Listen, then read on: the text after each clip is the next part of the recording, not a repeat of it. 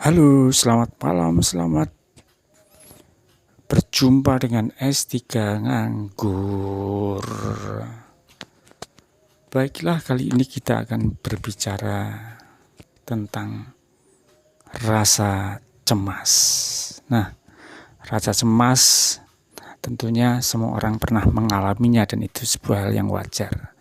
Tapi kalau mulai mengganggu, maka kita perlu mengantisipasinya. Nah, sebelum kita belajar bagaimana cara mengantisipasi itu keluar dari rasa cemas, kita ketahui dulu proses terjadinya rasa cemas itu bagaimana.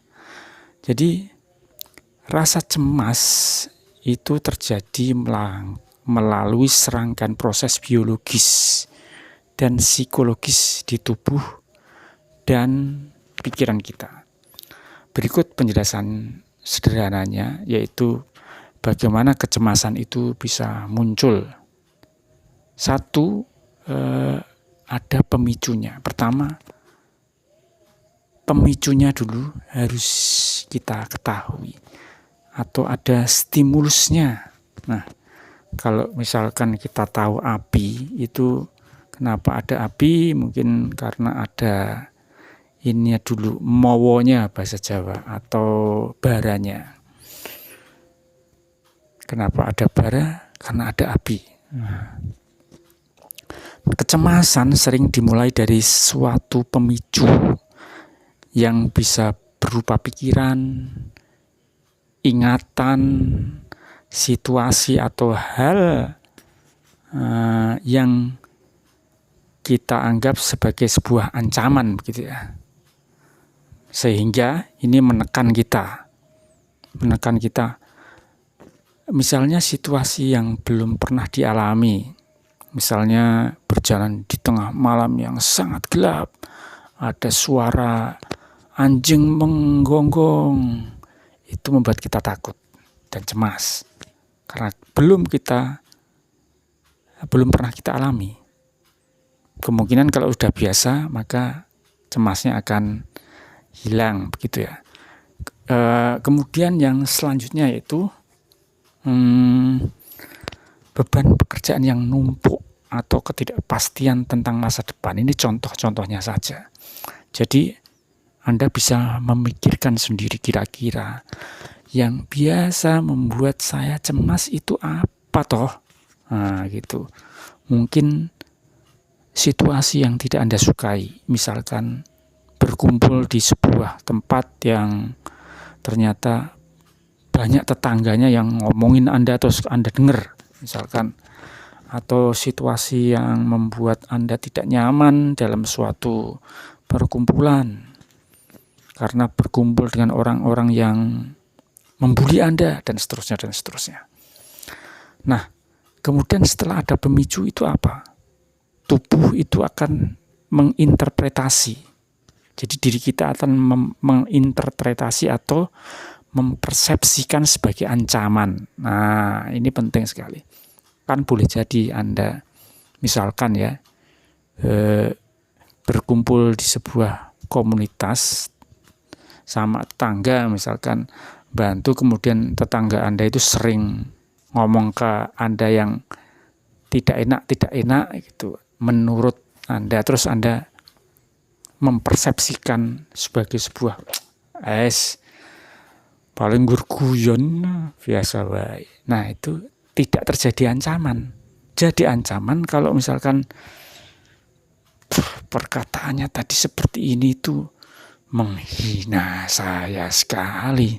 Saya nggak bisa dibanding-bandingkan seperti itu. Saya harus balas. Nah, ini ada ancaman. Jadi otak kita itu ya khususnya bagian amigdala, namanya amigdala, nanti kita bisa jelaskan apa itu amigdala, yaitu bertugas mendeteksi ancaman. Ketika kita mempersepsikan sesuatu sebagai ancaman, otak mengirimkan sinyal ke tubuh untuk bersiap menghadapi bahaya, fight or flight, atau bertempur atau menghindar, melawan atau menghindar. flight or fight response, yaitu fight or flight response, bahkan ketika ancaman itu tidak nyata atau cuma halusinasi atau hanya pikiran reaksi, ini bisa akan terjadi. Nah, kemudian amigdala itu tadi apa? Amigdala adalah bagian dari otak yang berperan penting dalam mengatur emosi. Nah, ini dia. Khususnya dalam memproses rasa takut dan kecemasan. Letaknya yaitu di bagian dalam lobus temporal. Nah, di dekat hipotalamus. Nah, saya tidak akan membahas ini terlalu dalam ya. Ini sebagai sebuah wawasan saja bahwa ada bagian otak yang bernama amigdala. Kemudian setelah itu apa? Setelah itu yaitu ketiga, terjadinya pelepasan hormon. Jadi begitu kita menghadapi ancaman, fight or flight response, maka tubuh akan merespon dengan melepaskan hormon. Ada 2 macam. Yang pertama yaitu adrenalin dan kortisol.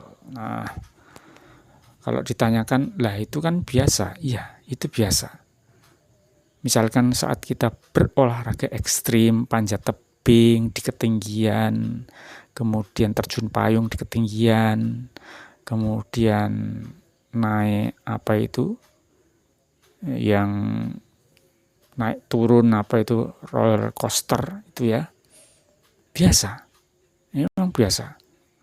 Jadi hormon ini meningkatkan detak jantung, membuat nafas menjadi lebih cepat dan menyiapkan tubuh untuk melawan atau lari dari situasi berbahaya. Ini adalah reaksi biologis untuk menjaga keselamatan. Tapi bisa membuat kita merasa cemas jika terjadi terlalu sering atau tanpa sebab yang jelas. Nah, tadi dikatakan terlalu sering, iya. Soalnya kalau olahraga, misalkan terjun payung dari ketinggian atau panjat itu kan ada batas waktunya ya.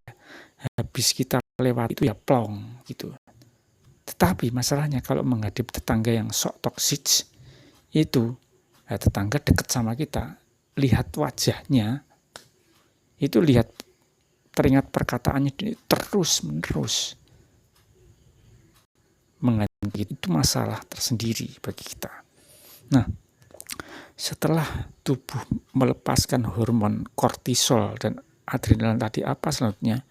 Yaitu terlihat gejala fisik kecemasan. Nah, gejala fisik kecemasan ini yaitu hormon stres ini menyebabkan gejala fisik yang khas seperti jantung berdebar, berdetak keras, napas pendek, berkeringat, tegang otot, pusing atau mual. Gejala ini memperkuat perasaan cemas karena kita merasa tubuh tidak tenang. Oke. Nah, kemudian yang selanjutnya, pikiran berulang dan kecemasan bertambah. Setelah terjadi cemas yang biasa kemudian berulang lagi. Ketika merasa cemas, otak bisa memunculkan pikiran yang berulang, pemikiran berlebihan.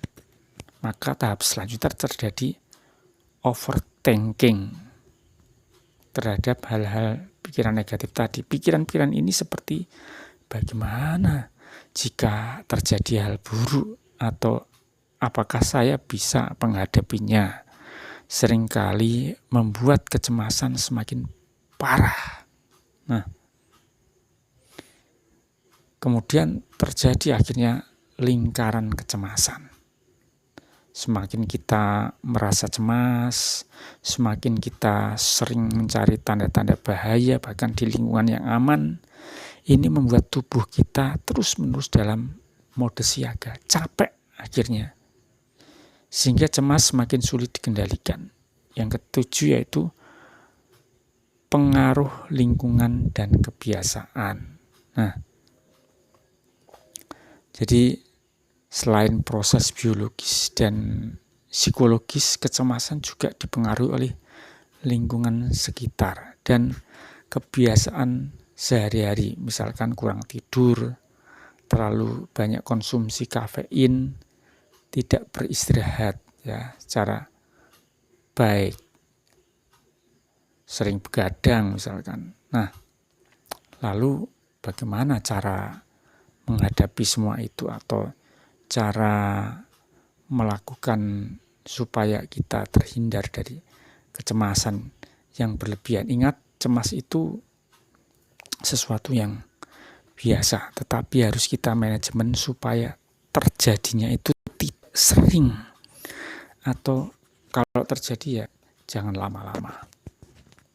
Yang pertama yaitu latihan pernafasan dalam. Nah, begitu ya. Latihan pernafasan dalam. Caranya bagaimana?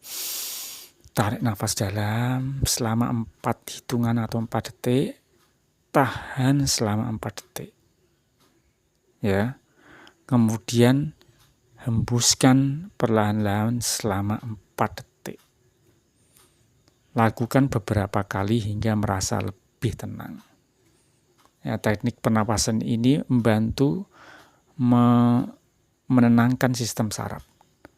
Alangkah lebih baik kalau misalkan dilakukan waktu tidak merasa merasa baik-baik saja. Artinya dalam kondisi biasa Anda coba latih pernapasan ini supaya nanti kalau misalkan Anda tidak tenang atau cemas, Anda sudah terbiasa melakukan pernapasan ini. Yang kedua adalah cara terhindar dari rasa cemas berlebihan, yaitu olahraga teratur. Setiap pagi misalkan jalan kaki ya 5 kilo, 10 kilo, terlalu jauh. Jalan kaki saja. Berapa mungkin? Yang paling bagus misalkan memang satu hari itu 10.000 langkah. Ya 10 kilo. Kemudian yoga juga bagus, atau lari-lari kecil bagus juga. Kemudian membantu melepaskan endorfin ini. Jadi endorfin saat berolahraga itu keluar ya. Tadi kalau saat cemas itu kortisol, kalau saat melakukan olahraga itu keluar hormon endorfin selain adrenalin ya, meningkatkan suasana hati dan mengurangi kecemasan. Kemudian batasi konsumsi kafein dan gula. Nah, ini juga mengganggu karena yang namanya kafein dan gula itu memperburuk gejala kecemasan. Ya, coba kurangi asupan ini. Lihat bagaimana pengaruhnya terhadap suasana hati Anda. Selain itu juga gula itu kan bukan hanya gula pasir ya, tetapi karbohidrat, terutama karbohidrat turunan seperti nasi putih, tepung terigu yang biasa untuk bikin roti itu, tepung-tepungan apalagi digoreng, roti-roti, itu meningkatkan kecemasan yang secara berlebihan. Nah, Anda juga bisa mengupayakan makanan-makanan yang membuat tenang, seperti coklat hitam, itu makanan yang membuat tenang. Atau Anda silahkan browsing di Google, itu kan banyak ya makanan yang membuat tenang, itu ada beberapa. Nah, yang keempat yaitu fokus pada hal yang dapat dikontrol. Seringkali muncul ya dari memikirkan hal-hal yang di luar kendali. Coba fokuskan energi pada apa yang bisa Anda lakukan saat ini. Jangan suka memikirkan hal-hal yang di luar kendali. Misalkan perkataan tetangga itu di luar kendali, susah sekali. Nanti kita marah-marah sama tetangga, juga tetangga kita nggak mau sembuh. Ya, jadi fokus pada hal yang bisa dikontrol saja. Kadang-kadang saat menghadapi tetangga, ini penting sekali, yaitu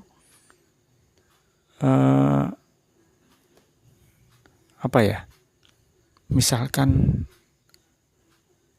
kalau agama itu mengajarkan saya misalkan dicemooh, digibah, kemudian sakit hati. Daripada sakit hati, saya menerapkan ajaran agama. Misalkan, gak apa-apa dicemooh, biarin saja. Karena apa? Karena, nah ini, fokus pada yang bisa dikontrol apa? Yaitu pikiran kita. Pikiran kita alihkan kepada ajaran agama, yaitu biar saja. Nanti pahalanya orang dia itu yang sering ngejelekin saya di akhirat kesedot untuk saya, karena akhirnya saya timbul perasaan bahagia, senang. Biar saja mereka itu begitu, gak apa-apa. Nanti yang sering begitu pahalanya ditransfer ke saya. Kan ujungnya adalah rasa semeleh, rasa seneng gitu. Yang kelima adalah journaling atau menulis. Menulis apa yang Anda rasakan bisa membantu mengeluarkan perasaan cemas dari pikiran.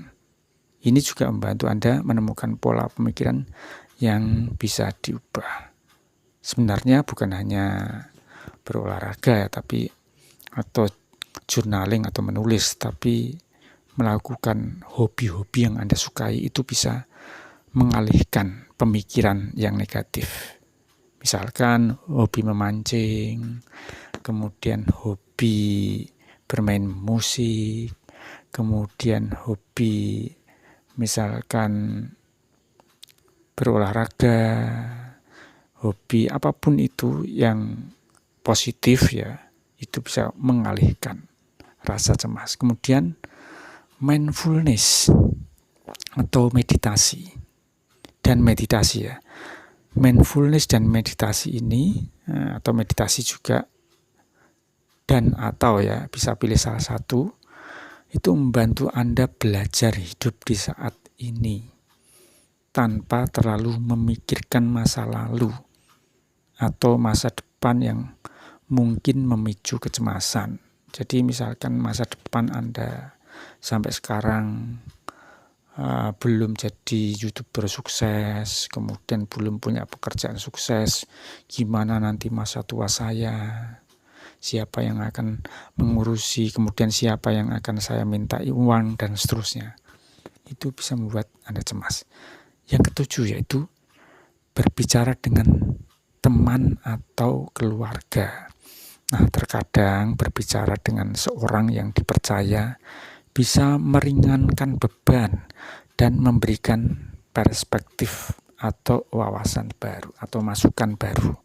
Jadi Anda itu bisa tenang dengan orang yang tepat, yang memberikan Anda dukungan, sugesti-sugesti tentang kebaikan. Jangan dikumpulin tetangga yang suka bikin toksik, misalkan.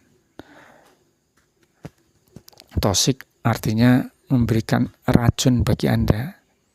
Anda misalkan kurang percaya diri, ditambahi lagi tidak percaya diri. Misalkan, ya itu kamu memang bodoh, gak bisa, masa pakaiannya seperti itu, kan malu-maluin, pakaiannya harusnya seperti ini. Atau misalkan, ya itu kamu gimana toh, masa gitu saja tidak bisa, wong gampang seperti itu, dan seterusnya. Kemudian yang ke-8 yaitu cari bantuan profesional ya. Jika cemas ini berlebihan ya, sehari-hari Anda bisa minta bantuan terhadap psikiater ya, untuk meminta bantuan psikologis atau konselor ya, untuk konsultasi. Tetapi terapi berbicara dan teknik relaksasi lainnya dapat memberikan alat tambahan untuk mengatasi kecemasan. Nah, apakah ada cara khusus yang saya sebutkan tadi, mungkin ada pemicu kecemasan tertentu yang bisa kita bahas lebih lanjut. Jadi Anda bisa mencoba membuat sendiri bagaimana mengeksplorasi rasa cemas, trial and error, supaya Anda bisa lebih tenang. Coba Anda lakukan, tapi jangan eating. Kalau Anda cemas, kemudian Anda lari ke hal-hal negatif, misalkan memperbanyak cemilan, ngemil, makan es krim berlebihan, kemudian apalagi menggunakan obat-obatan, itu tidak bagus. Oke, itu saja. Semoga bisa memberikan solusi kehidupan bagi Anda. Terima kasih.